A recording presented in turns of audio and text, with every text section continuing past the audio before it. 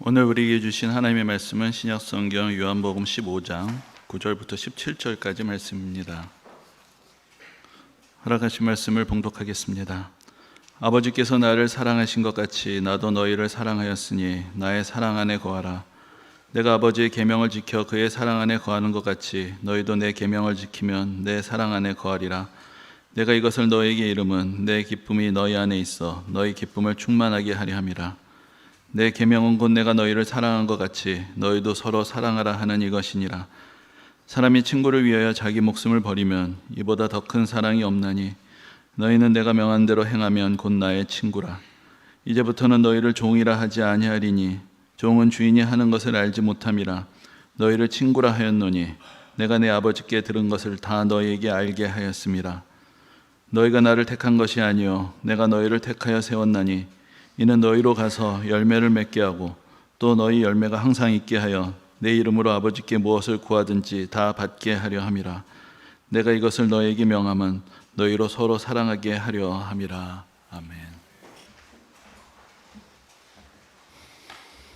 우리가 이 세상을 살아가면서 여러 가지 관계들을 맺으면서 살아가게 됩니다. 그런데 그 다양한 관계들의 내용은 시대에 따라서 변화하게 되는 경우들이 많이 있습니다. 어떤 큰 변화의 흐름이라고 하자면은 어떤 권위주의적인 관계, 또 위아래를 또 엄밀하게 따지는 그런 관계에서부터 또 더 서로를 상대방의 인격을 존중하면서 또 기본적으로 평등하다는 전제에서 관계를 맺어가는 이제 그런 방식으로 변화해가는 것, 그것이 아마 큰 흐름이라고 할 수가 있을 것입니다. 직장에서의 관계의 변화도 이제 그러한 변화를 많이 경험하는 관계 중에 하나일 것입니다. 그래서 예전과 같이 직장의 상사가 또 부하 직원들을 함부로 대하게 되다가는 정말 이제는 거의 국어사전에 나오는 말처럼 되어버린 꼰대라는 말을 듣기가 일수가 될 것입니다. 가정에서도 그 관계의 내용들은 계속해서 변화하고 있습니다. 제가 이런 말씀을 드리면은 제가 여기서 온전하게 단에서 내려갈 수 있을지 잘 모르겠는데 예전에는 여필 종부다 이런 말이 있었는데 그렇죠. 여자는 남자를 따라야 한다. 또 아내는 남편을 따라야 한다. 근데 이런 이야기 했다가는 정말 무슨 고리적 소리냐라는 얘기 듣기가 쉽겠죠. 또한 우리가 부모와의 자녀와의 관계에 있어서도 예전처럼 부모가 자녀를 일방적으로 어떤 지시하면서 훈육하는 시대는 이제는 지났다라고 그렇게 이야기할 수 있을 것입니다. 근데 이런 여러 변화들 가운데에서 이제 시대도 달라졌고 옛날같이 그렇게 하면 안 된다. 이제 관계의 내용들이 변해야 된다. 그렇게 많이 얘기를 하고 있을 때 자주 등장하는 어떤 관계의 기준, 모범이 되는 그런 관계가 있는데 그것이 바로 친구라는 그런 관계입니다. 이 남편과 아내에 대해서도 여러 가지 표현들이 있죠. 그런데 제가 들어본 말 중에서 제 마음에 가장 많이 와닿던 표현이 영혼의 친구라는 그런 말이었습니다. 서로 간에 사실 부부가 많은 것들을 공유하고 잘 알고 있지만 그것이 정말 영혼에 와닿을 수 있는 그런 사랑을 하는 그런 어떤 인생의 동반자가 되어야 한다라고 할 때 영혼의 친구라는 이제 그런 표현을 사용하는 것을 이렇게 듣게 되었던 적이 있습니다. 또 이제 부모와 자녀와의 관계에 있어서도 오늘날 좋은 부모는 어떤 부모냐 얘기할 때 자녀들에게 친구가 되어줄 수 있는 그런 부모가 좋은 부모다. 이제 그런 이야기들을 듣게 되곤 합니다. 직장에서도 그 부하 직원들을 존중하면서 친구 같은 관계가 될 수 있는 그런 상사가 있다면 또 많은 사람들에게 존경을 받게 될 것입니다. 그러니까 참 희한한 것이 많은 관계들은 내용이 이제 변했다. 그렇게 되면 안 된다라고 이야기를 하는데 이 오랜 세월을 통해서 변하지 않은 관계가 있다면 그것이 바로 친구라는 관계, 또 친구가 갖고 있는 그런 의미들이 될 것입니다. 그래서 이제 친구라는 관계는 그 자체로 변하지 않는 관계라는 것뿐만 아니라 이제 다른 모든 관계들이 친구라는 관계를 기준으로 하게 되는 그런 시대를 살아가고 있다. 그렇게도 이야기할 수가 있겠습니다. 그만큼 이제 친구라는 관계는 동서고금의 어떤 면에서 보면은 어떤 가장 인간의 어떤 존중을 바탕으로 맺어지는 기본적인 인간관계라고 할 수가 있습니다. 그래서 지난주에 좀 교회사 강의를 하면서 또 영상을 올려드린 그 내용에도 나오는 것인데 이제 중국에 처음으로 이제 기독교 선교사로 갔다고 할 수 있는 사람 중에 이제 이탈리아 출신의 예수의 신부였던 마테오 리치라는 사람이 있습니다. 이 사람이 명나라 시대에 이제 중국에 가서 이제 정착을 하면서 살게 됐는데 그래서 사실 그 옛날에 뭐 사전이 있는 것도 아니고 뭐 사실 새로운 언어를 배운다는 것이 쉽지 않았겠지만, 그때 이제 중국의 언어를 배우고 문화를 배우고 중국의 고전을 특별히 열심히 연구를 하면서 이제 중국 사람들의 마음을 이렇게 두드리는 그런 저술들을 하게 됩니다. 근데 이제 결정적으로 이제 사람들의 마음이 열리고 이 사람의 말에 귀를 기울이게 되었던 그런 유명한 책이 있는데, 그것이 바로 교우론이라는 책이었습니다. 그러니까 이 사람이 우정에 대한 그 서양에서 전해져 오던 여러 이야기들, 또 자기가 자라나면서 배우고 생각했던 내용들을 이제 한문으로 책을 썼던 것이죠. 그러니까 이것이 서양 사람이 와서 한문으로 책을 썼다, 이것도 놀라운 일이지만 그 내용이 중국 사람들이 충분히 공감할 수 있고 관심이 있는 그런 내용들을 가지고 글을 쓰니까, 이 사람 이야기에 뭔가 귀를 기울 것이 있다. 그러면서 이제 중국의 지식인들하고 그때부터 이제 교분이 생기고 서로 교제를 하게 되는 이제 그런 일들이 이제 그 교회 역사의 기록이 되어 있기도 합니다. 사실 뭐 여러분 노노아에서도 그 첫 구절이 무슨 이야기입니까? 벗이 있어서 먼 데서부터 찾아오면 기쁘다. 그러니까 거기서도 이제 벗에 대한 이야기가 맨 앞에 나오는 것을 볼 수 있는데, 이렇게 친구라는 것, 우정이라는 관계는 동서고금을 통해서 가장 보편적인 관심이 있는 관계고 사실 가장 지속되는 내용을 담은 그런 관계라고도 할 수가 있습니다. 사실 우리가 한 사람의 성장을 생각을 해보면 처음에 태어났을 때는 부모에 절대적으로 의존을 하고 부모의 관심과 사랑 안에서 자라나게 됩니다. 그러나 한 사람이 자기의 정체성을 확립을 하고 독립적인 인격으로 성장하게 되는 그때 반드시 일어나게 되는 것이 바로 친구를 만나게 되고 친구를 사귀고 친구를 맺게 되는 것부터 시작이 되는 것이죠. 그래서 아이들 키우다 보면 예전에 어디 가자 그러면은 뭐 좋아도 하고 아무 말 없이 따라가던 애들이 어느 순간 약속이 있다는 거예요. 친구하고 약속이 있어서 안 된다. 그런 얘기를 하면서부터 이제 섭섭한 마음이 들게 되기도 합니다. 하지만 그것이 바로 이제 이 아이가 자라났구나, 자기의 어떤 독립적인 관계를 만들어가기 시작하는구나, 그런 중요한 사인이 되는 것입니다. 친구를 사귀면서 이제 사회적인 존재로서 또 자기 자신을 다시 발견하고 각성을 하게 되고, 또 그러면서 또 자기 자신이 어떤 사람인지라는 것을 친구들과의 관계를 통해서 많이 생각을 해보게 됩니다. 뭐 관계들이 다 좋지만은 않죠. 관계 갈등도 있고 또 깨어지는 관계들, 상처도 있고, 또 요즘 같은 경우에 뭐 왕따 같은 것들 친구에게 당하면서 또 많은 아픔을 겪게 되기도 합니다. 그러니까 이런 일들을 하나하나를 통해서 또 내면적으로 여러 가지 관계에 대해서 생각을 하고, 또한 다른 어떤 그동안 가졌던 가족 안에서의 관계는 필연적인 관계라면 이 친구라는 관계는 선택적인 관계이기 때문에 내가 또 어떤 사람들을 선택하고 어떤 사람과 관계를 맺어가야 하느냐는 그런 의지적인 선택의 중요성, 이런 것들을 배워가면서 이제 한 사람이 인격적으로 성장을 하게 되는 것입니다. 그래서 되게 특히나 이제 인생에서 처음 사귀었던 친구들, 어떤 사회적인 이해관계에 별로 간섭을 받지 않고 더 순수한 마음으로 맺었던 그런 친구들이 또 오랜 시절 동안 또 유지가 되고 평생의 동반자가 되는 이제 그런 경험들도 하게 됩니다. 그래서 조금 더 거창하게 한번 표현을 해보자면은, 인생이란 것은 친구를 사귀는 과정이다, 친구를 사귀어가는 과정이다, 혹은 또 한 사람이 어떤 인생을 살았는지는 그 사람이 어떤 친구를 사귀었고 지금 어떤 친구를 가지고 있는가, 그것을 통해서 알 수 있다, 이렇게도 말할 수 있을 것입니다. 우리 인생에 주어지는 여러 가지 관계들이 다 각각의 독특성이 있는데 이 친구라는 관계는 사실 그 자체로서 매우 소중하면서도 독특한 면을 가지고 있습니다. 앞에서 말씀드렸지만은 이 친구라는 관계는 어떤 감정적인 관계나 이해관계를 우선시했을 때는 사실 친구가 되기가 쉽지가 않습니다. 또 친구 사이에서는 계산하지 않습니다. 그러면서 서로 좋은 것을 함께 나눌 때 이 사람이 진정한 친구다라고 그렇게 이야기할 수가 있을 것입니다. 그래서 그렇게 스스럼 없이 삶을 나눌 수 있는 그런 친구를 여러 가진 사람이 있다면 그 사람이야말로 인생에서 축복을 받은 사람이다라는 그런 증거가 될 것입니다. 나에게 어떤 친구가 있는지 그것이 나를 보여주게 되고, 내가 어떻게 살아왔는지에 대한 증거가 되고, 또한 내가 그렇게 진실되게 살아왔던 것에 대한 보상이 또 나의 곁에 있는 친구들을 통해서 또 우리가 받게 될 것입니다. 제가 목사가 되고 나서 하나님께서 많은 은혜를 주셨고 또 많은 축복을 주셔서 참 감사하게 생각하고 있지만, 한 가지 조금 아쉬운 것이 있는데 그것이 이제 친구 관계가 좀 불편해진다는 것입니다. 예전부터 같이 교회를 다니던 친구들 같은 경우에 갑자기 목사가 되면은 얘네들이 갑자기 아이고 목사님 오셨습니까 하고 존댓말을 쓰기 시작한다든지, 또 예전같이 괜찮다고 스스럼 없이 대하고 싶다가도 얘네들이 다 믿음이 좋은 애들인데 혹시나 또 목사의 그런 모습을 보고 얘네들 시험 들지 않을까. 그러니까 또 저도 조심하게 되고.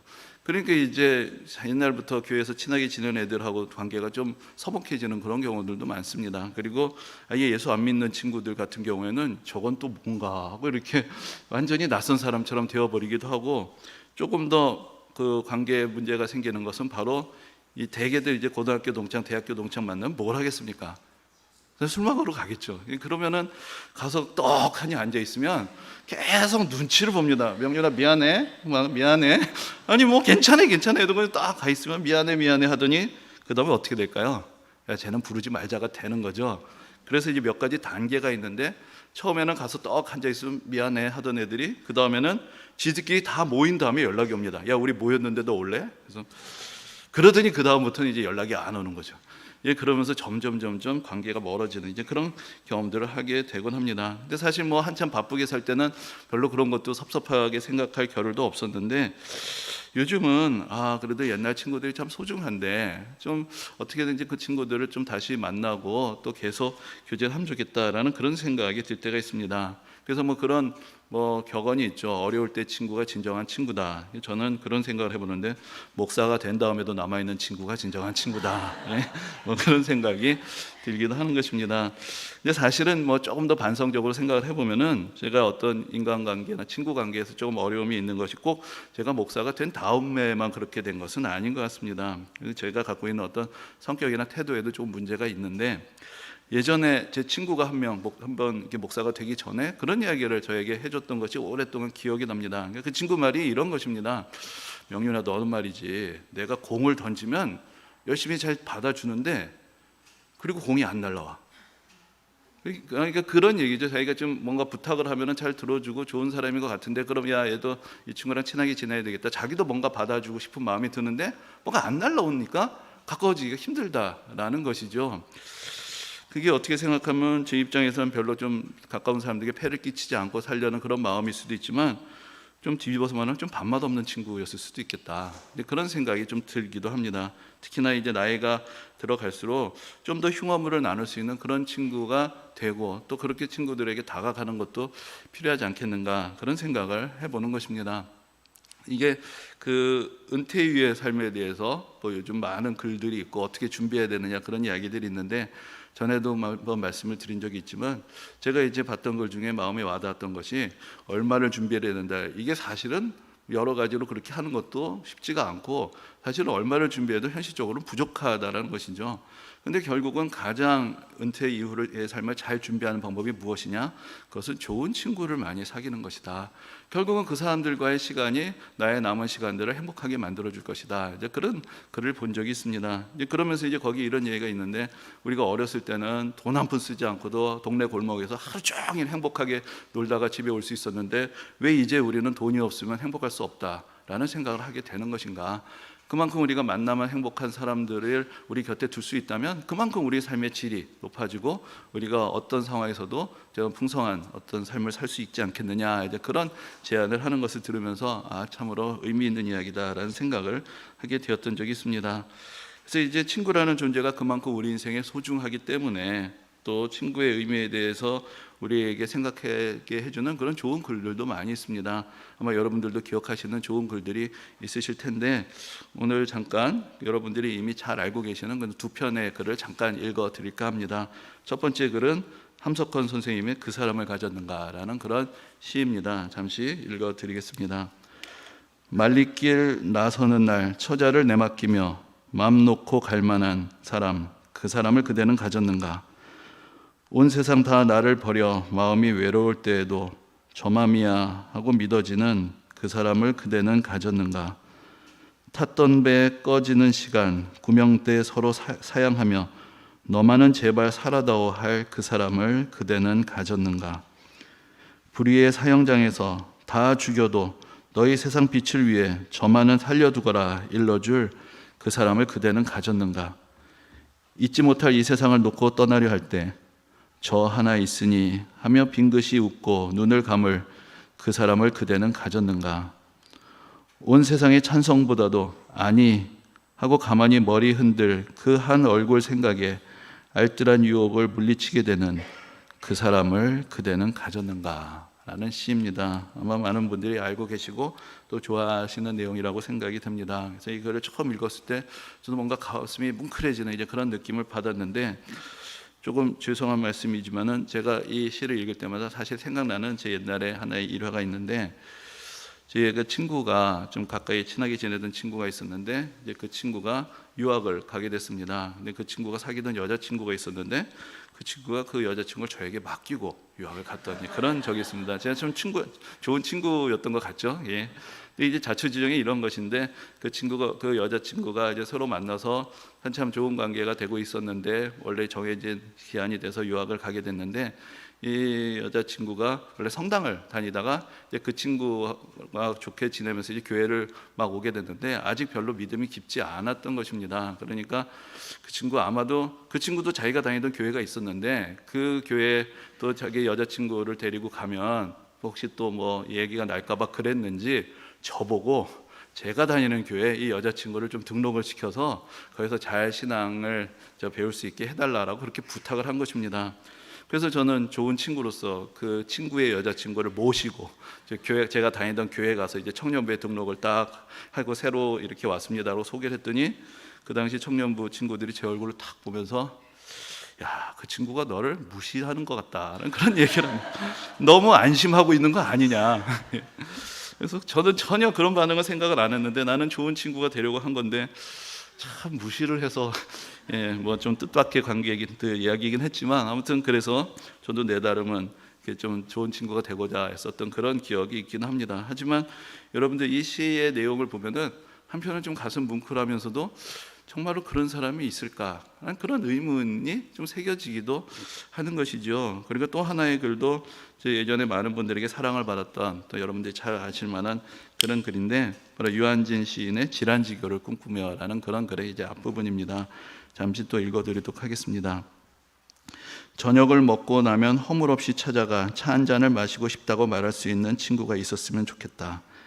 입은 옷을 갈아입지 않고 김치 냄새가 조금 나더라도 흉보지 않을 친구가 우리 집 가까이 있으면 좋겠다. 비 오는 오후나 눈 내리는 밤에 고무신을 끌고 찾아가도 좋을 친구, 밤늦도록 공허한 마음도 마음 놓고 보일 수 있고, 악의 없이 남의 이야기를 주고받고도 말이 날까 걱정되지 않는 친구가, 사람이 자기 아내나 남편, 형제나 제자식하고만 사랑을 나눈다면 어찌 행복해질 수 있으랴. 영혼이 없을수록 영혼을 꿈꾸도록 서로 돕는 진실한 친구가 필요하리라. 이제 그런 글입니다. 물론 이것은 수필이라 훨씬 더 내용이 많고, 그 뒤에도 여러 가지 친구들에 대한, 좋은 친구에 대한 어떤 그리움들의 표현들이 나오고 있습니다. 근데 이런 글들이 참 좋기는 한데, 어떻게 생각하면은 그 모든 것들을 다 흉어물 없이 나누고 받아들일 수 있는 사람 찾는다는 것이 그렇게 쉽지가 않겠죠. 게다가 함석헌 선생님 글은 그거보다도 더 참 좀 심각한데, 이 세상을 비춰줄 이 사람, 이 사람은 살려야 된다, 그렇게 말할 수 있는 친구가 원놈이 있나, 이렇게 사실은 이게 찾아보기가 쉽지는 않습니다. 그런데 그럼에도 이런 글들이 많은 분들에게 기억이 되고 또한 사랑을 받는 이유는, 어떤 면에서 보면은 모든 사람들의 마음 속에 뭔가 근원적인 어떤 그리움, 어떤 좋은 친구에 대한 그리움을 우리 모두가 갖고 있고, 이런 글들이 어떤 현실의 친구들뿐만 아니라 우리 마음속에 우리에게 꼭 있었으면 좋겠던 그 사람에 대한 그리움을 우리에게 일깨워주고 있지 않은가, 그런 생각을 해보게 되는 것입니다. 사실 우리는 그렇게 너그러운 사람들이 아닙니다. 다른 사람들의 허물을 그렇게 잘 받아주기가 쉽지가 않습니다. 보고 싶지 않아도 자꾸만 보입니다. 그래서 예전에 우리가 그리스 속담 중에 이런 말이 있습니다. 사람에게는 두 주머니가 있는데, 앞에 있는 주머니에는 앞에 주머니가 하나 있고 뒤에 주머니가 하나 있는데, 앞에 주머니에는 다른 사람들의 허물을 담고 뒤에 있는 주머니에는 자기의 허물을 담는다. 그러니까 맨 남의 허물만 자기 눈에 보이게 된다라는 것이죠. 근데 그게 사실 우리의 모습입니다. 그래서 늘 다른 사람들의 허물을 눈 감아주는 것이 사실은 쉽지가 않은데, 그러면서도 또 다른 한편으로 누군가가 나를 좀 비난하지 말고 그냥 그대로 좀 받아들여주고 좀 사랑해줬으면 좋겠다, 그런 기대를 우리가 또 하고 있는 그런 존재이기도 합니다. 어떻게 생각하면 참 모순적인 것이죠.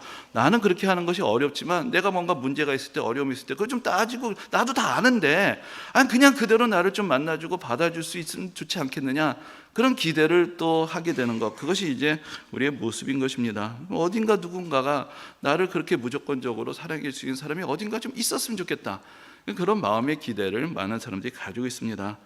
근데 이제 오늘 본문은 우리에게 사실 그러한 진실한 친구가 계시다라는 것을 우리에게 알려주고 있습니다. 오늘 본문에서 보면은 하나님의 사랑, 예수님의 사랑, 또 성도들의 사랑에 대한 말씀들이 쭉 나오는데, 그 사랑의 구체적인 내용을 표현하면서 여기서 친구라는 말을 사용하고 있는 것을 볼 수가 있습니다. 전에도 말씀을 드렸지만 성경에서 하나님과 하나님의 백성의 관계, 예수님과 예수님을 따르는 사람들의 관계를 여러 가지 방식으로 표현을 합니다. 그래서 예수님에 대해서도 주님으로, 주인과 종의 관계로, 스승과 제자의 관계로, 또 여러 가지로 표현을 할 수가 있지만, 성경 가운데 나오는 또 하나의 표현 중에 하나가 친구라는 그런 표현입니다. 근데 성경에 친구라는 말이 그렇게 자주 등장하는 것은 아닙니다. 그런데 이제 모세의 이야기를 할 때 출애굽기를 보면은 성경에 이렇게 기록이 되어 있습니다. 사람이 자기의 친구와 이야기함 같이 여호와께서 모세와 대면하여 말씀하시며, 그러니까 하나님과 모세가 대화할 때는 마치 친구 사이 같았다, 그렇게 표현하고 있는 것을 봅니다. 그리고 이제 이사야서에서 하나님께서 이스라엘 백성들을 부르실 때 뭐라고 부르시냐면 나의 벗 아브라함의 자손아, 이렇게 부르십니다. 하나님이 아브라함을 나의 친구다, 그리고 너희가 소중한 것은 내 친구의 자손이기 때문에 소중한 것이다, 이제 그렇게 표현을 하시는 것이죠. 그리고 오늘 본문에서도 예수님께서 바로 우리가 예수님의 친구라고 그렇게 말씀하고 계십니다. 그럼 예수님은 사람이 친구를 위해 자기 목숨을 버리면 이보다 더 큰 사랑이 없다, 이 말씀은 정말 함석헌 선생님의 시를 연상시키는 그런 친구의 모습인데, 바로 그러면서 예수님께서 우리를 위해서 그런 친구가 되신다라고 그렇게 말씀하고 계시는 것입니다. 그런데 여러분, 친구란 것은 친밀한 관계, 사랑의 관계이면서 또 친구의 관계가 상징하는 매우 중요한 핵심이 있는데, 그것은 서로 동등하다라는 것입니다. 그래서 아까 말씀드린 대로 세월이 지날수록 친구의 관계가 모범이 되는 것은 권위주의적인 문화가 점점 사라질 때 사랑 관계를 맺을 수 있는 가장 중요한 모범이 바로 그런 서로 인격적으로 존중하며 동등하게 맺어지는 관계, 그것의 의미가 더 깊어지기 때문이고, 그런 면에서 친구라는 관계가 갖고 있는 그런 어떤 특징이 있다고 할 수가 있습니다. 그래서 나이 차이나 혹시 사회적인 지위의 차이가 있다 할지라도 우리가 그 사람을 친구라고 부르게 되는 순간에 사실 우리가 서로가 동등한 관계다라는 것을 이렇게 표현하고 있는 것입니다.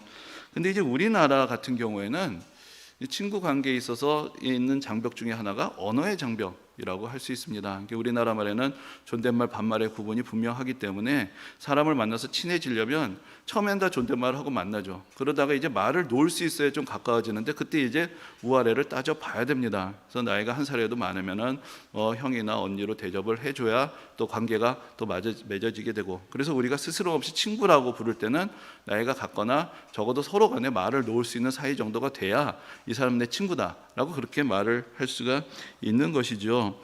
이제 얼마 전에 그 영상을 하나 보게 됐는데, 우리나라 어느 대학에서 교수님이 학생들과 수업 시간에 이제 반말을 쓰게 하시는 그런 수업이 있다, 그래서 이제 취재한 내용을 보게 되었습니다.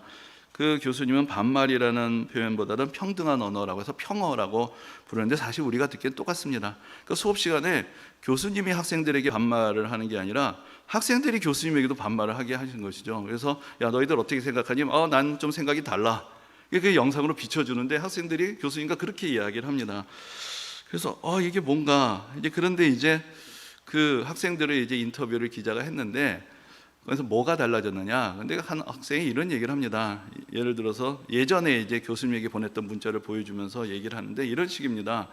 교수님 안녕하세요. 저는 교수님 수업을 듣고 있는 무슨과의 누구라고 합니다. 교수님 수업 잘 듣고 많은 것을 배우고 있습니다. 그런데 지난주에 교수님이 파일을 금요일까지 올려주신다고 하셨는데 아직 파일이 올라오지 않은 것 같아서 교수님께 문의를 드립니다. 혹시 이번 주에 언제 파일을 올려주실 수 있는지 알려주시면 감사하겠습니다.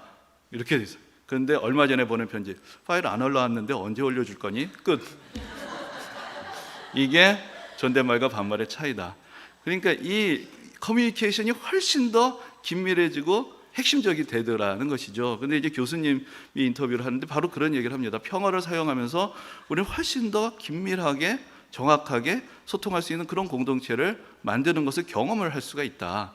이제 우리에게 있어서 언어의 장벽을 넘어서서 사람과 사람이 얼마나 가까워질 수 있는가, 그것을 좀 경험시켜주고 싶었다. 그래서 그 교실 안에도 이제 선후배가 있겠지만 그 수업 동안에는 서로가 다 반말을, 그러니까 평어를 쓰게 하면서 그런 공동체를 경험하게 하는 그런 수업이 우리나라에서 아마 제 생각에 단군 이래 처음인 것 같은데 그런 실험이 이루어지고 있다는 것을 본 적이 있습니다.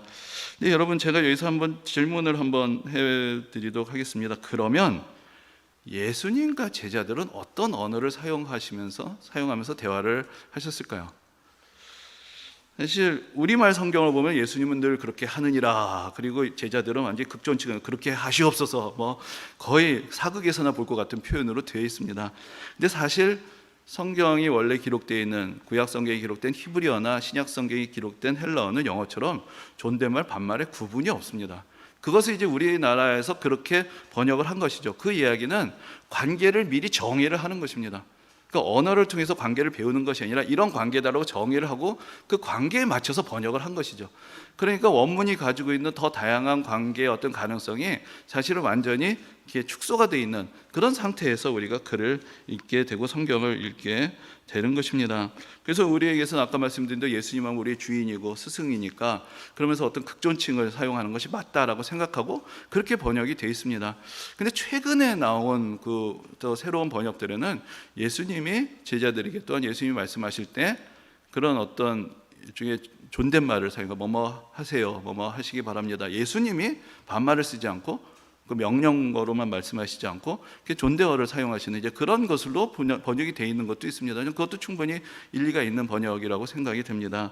그리고 전에도 한번 그런 말씀을 드린 적이 있는데 영어는 그런 구분이 좀 없는데 제가 아는 한에서는 프랑스어나 독일어 같은 경우에는 2인칭 너에 해당될 때 존칭이 있고 비칭이 있습니다. 그러니까 프랑스어에서는 존중할 때는 vu라는 말을 쓰고 그 다음에 좀 가까운 사이에서는 띠라는 말을 쓰고 독일어에서는 존중할 때 지라는 표현을 쓰고 가까울 때는 두라는 표현을 쓰는데 성경에서 하나님의 백성들이 시편에서라든지 하나님께 기도할 때 존칭을 쓰느냐 비칭을 쓰느냐 번역이 다 비칭으로 되어 있습니다. 우리나라 사람으로서 이해가 안 가는 거죠. 어떻게 하나님을 향하여 너, 근데 사실은 서양 언어에서 존칭과 비칭의 관계는 높낮이가 아니라 친소의 관계를 사실은 표현하는 경우가 많습니다. 그러니까 나이가 많은 분도 가까워지면 이름 부르면서 가까워질 수가 있죠. 근데 우리 문화에는 그런 게 없으니까 늘 이렇게 높게만 여겨지고 가까운 사이, 높은 분, 나이가 많은 분, 어떤 지위가 있는 분과 가까워진다는 것이 우리에게는 그렇게 좀 익숙한 이야기가 되지가 않습니다. 그러나 성경의 문화 가운데서 충분히 그것이 가능한 것이죠. 그래서 우리가 어떻게 생각하면 하나님께서는 우리를 사랑하시고 아브라함이나 모세를 친구같이 여기시는데 예수님은 우리에게 찾아오셔서 우리와 같이 낮아지시고 우리 곁에 오셔서 우리랑 친해지고자 하시고 우리를 친구라고 부르시는데 우리는 아니되옵니다. 저기 올라가셔야지 여기까지 오시면 어떻게 합니까? 우리는 좀 멀리 계시고 저 하늘 높이 계셔서 우리의 공경을 하는 그런 관계로만 생각을 하기 때문에 그래서 하나님과의 관계가 친밀한 교제가 된다, 이런 것이 우리에게 좀 낯설게 느껴지고 예수님이 우리에게 친구다라는 이야기가 사실 우리에게 별로 와닿지 않는 그런 일종의 어떤 성경의 문화하고는 다른 우리의 문화적인 장벽이 하나님의 말씀에 있는 담겨있는 풍성한 의미들을 이해하는데 어떤 면에서는 또 장애가 될 수가 있는 것입니다. 예수님께서 우리를 친구라고 부르실 때 거기엔 두 가지 방향의 움직임이 있습니다. 한편으로는 예수님이 당신을 낮추신다는 것이죠. 또 한편으로는 우리를 높이시고 우리를 존중해 주시는 그런 은혜의 관계가 이제 시작이 된다. 그것을 또한 우리에게 말씀하시는 것입니다. 구약 성경에서 보면은 다윗이 요나단이라는 친구를 가지고 있습니다. 다윗과 요나단의 관계가 구약 성경의 대표적인 우정의 관계로 나오지만 사실 다윗과 요나단이 친구로서 우정을 나눌 수 있는 시간은 길지 않았습니다. 서로 친해질만 할 쯤 됐을 때 사실 사울이 다윗을 미워하고 박해를 해서 다윗이 도망자 신세가 됐기 때문에 그래서 다윗이 사울의 궁정을 떠난 다음에는 죽을 때까지 다시 만나지 못했습니다. 그러니까 평생 그리워하는 관계로서의 우정이었던 것이죠. 근데 이제 다윗이 나중에 왕이 된 다음에 성경의 기록을 보면 다윗의 친구라고 불렸던 또 한 사람이 기록이 되어 있습니다. 그 사람이 후세라는 사람인데 이 사람이 어느 대목에서 등장을 하느냐면은 다윗이 이제 자기 아들인 압살롬이 반란을 일으키고 왕위를 차지하기 위해서 예루살렘으로 공격을 해옵니다. 그러니까 다윗의 인생에서 가장 참 어떤 비참했던 순간이라고 할 수 있는데, 그래서 자기 아들의 공격을 피하고 목숨을 부지하기 위해서 다윗이 예루살렘을 버리고 도망을 가는 그런 상황이 됩니다.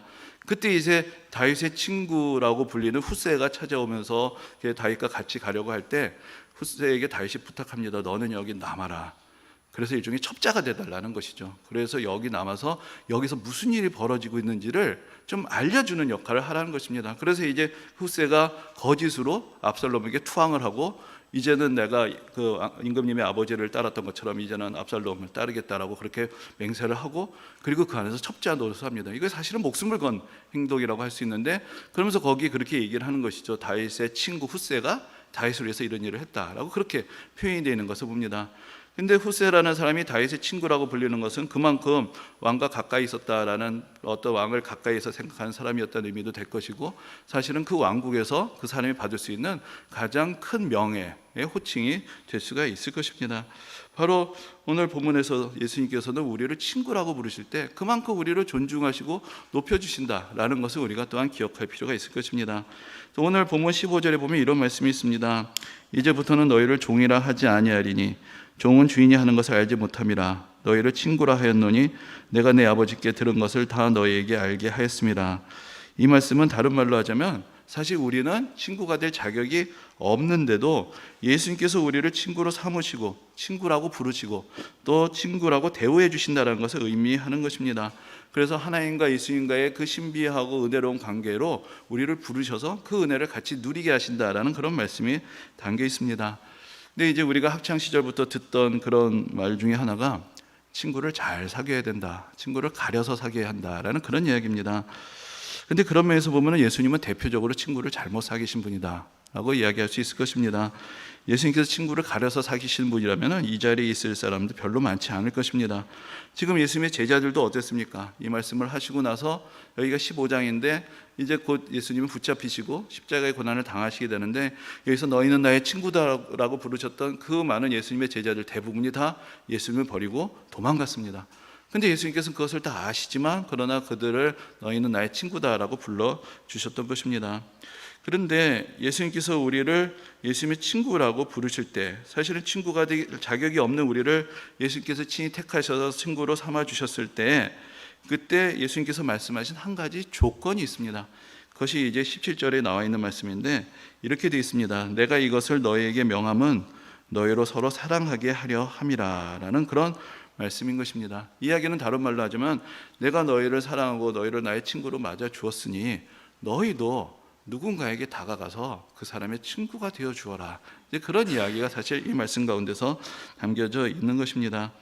앞에서 말씀드린 대로 누구에게나 사실 진실한 친구에 대한 그리움이 있습니다. 그리고 그렇지만 그 그리움을 채워주지 못하는 현실 속의 친구들에게 실망도 하게 되고 상처도 받고 그러면서 살아갑니다.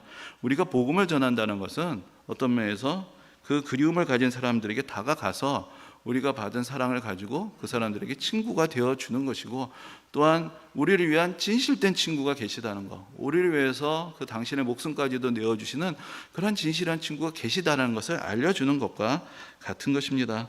바로 예수님께서 우리에게 원하시는 것, 예수님께서 우리의 친구가 되어주시면서 우리도 다른 이들의 벗이 되며 예수님이 우리의 친구 되심을 다른 이들과도 함께 나누라고 그렇게 말씀하십니다. 우리의 외로운 인생길에 나의 진정한 친구가 어디 있는지 찾고 있는 우리들에게 찾아오셔서 친히 친구가 되어주시는 예수님의 은혜를 기억하며 또 우리도 예수님께 나아가 더 긴밀한 교제의 축복을 누리게 되기를 소망합니다. 그리고 우리도 예수님의 말씀에 따라 우리 이웃들에게 다정한 친구가 되어 살아갈 수 있게 되기를 주님의 이름으로 소망합니다.